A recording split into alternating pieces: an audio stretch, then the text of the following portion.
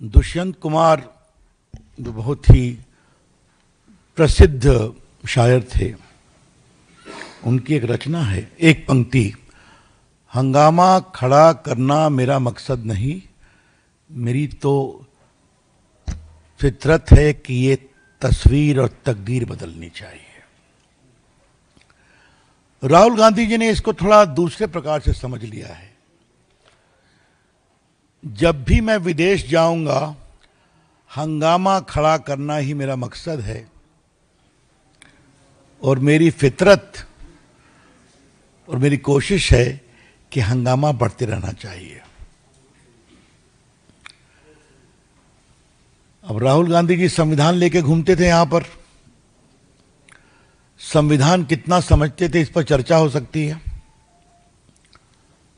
एक बार शायद इसी मंच से मैंने पूछा था कि फंडामेंटल राइट चैप्टर में कितने आर्टिकल्स हैं, इसको राहुल गांधी जी देश को ज्ञान देंगे तो अच्छा रहेगा।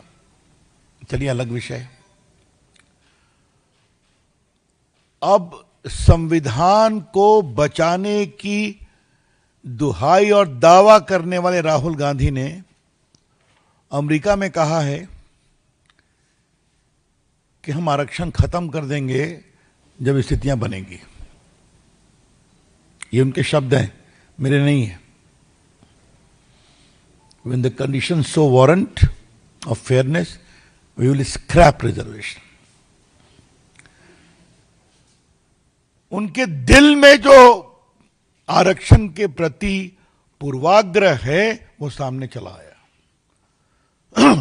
The prejudice against reservation which Rahul Gandhi has in abundance got reflected in America.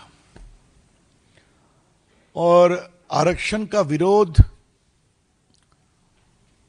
उनकी विरासत है।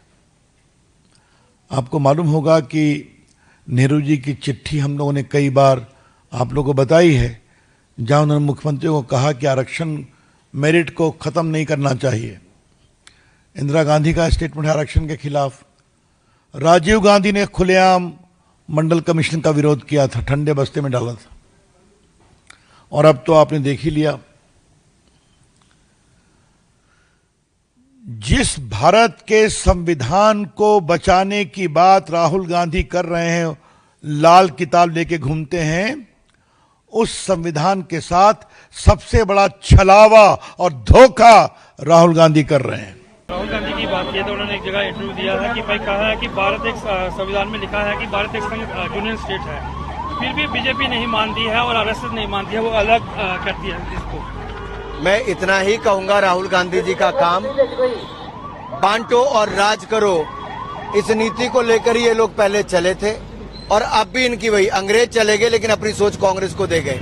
ये आज कभी जाति कभी धर्म के नाम पर देश को बांटना चाहते हैं, कभी क्षेत्र के नाम पे बांटना चाहते हैं। ये कांग्रेस की रणनीति है। देश के बाहर जाओ और भारत को बदनाम करो। राहुल गांधी जब भी देश से बाहर गए, भारत को बदनाम करने का काम ही किया। कभी सिखों को बदनाम करते हैं, कभी महिलाओं को बदनाम करते हैं, कहीं राष्ट्रीय स्वयंसेवक संघ जैसी दुनिया के सबसे बड़ी स्वयंसेवी संस्था को बदनाम करने का काम कर रहे हैं। इससे पता चलता है कि वो हताश और निराश है। तीसरी बार चुनाव हार चुके हैं, उनकी जमीन खिसक चुकी है। और राहुल गांधी जी, देश को बदनाम करने से कुछ नहीं होगा, चाइना का फंड लेने से कुछ नहीं होगा, पाकिस्तान की मदद लेने से कुछ नहीं होगा। वोट तो भारत की जनता ही करेगी और भारत की जनता कांग्रेस को नकार चुकी है। उन्होंने एक जगह कहा है कि भारत में एक फाइट है, सरदार लोग जो हैं वो पगड़ी नहीं पहन सकते, कड़ा नहीं डाल सकते और गुरुद्वारे में नहीं जा सकते। आप इधर भी सरदार हैं, इधर भी सरदार हैं, सबने पगड़ियां पहन रखी है और इनके केश काटने का, बाल काटने का काम हुआ था।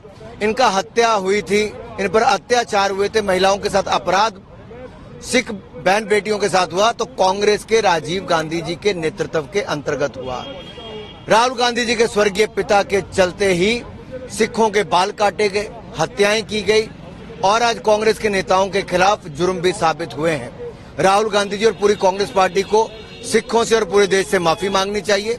दूसरा मैं कहना चाहता हूं, जो महिलाओं की बात करते हैं, आज देश में महिला राष्ट्रपति है भारतीय जनता पार्टी के समय। ट्राइबल वुमेन है, यानी कि एक जनजातीय क्षेत्र से आने वाली महिला है।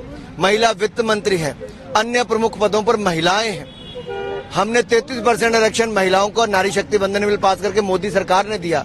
ये कांग्रेस जो कभी नहीं कर पाई, वो नारी शक्ति को वंदन भी और उनका समर्थन भी भारतीय जनता पार्टी ने किया है। राहुल गांधी जी अमेरिका जाने का यात्रा का मकसद है भारत को बदनाम करने का।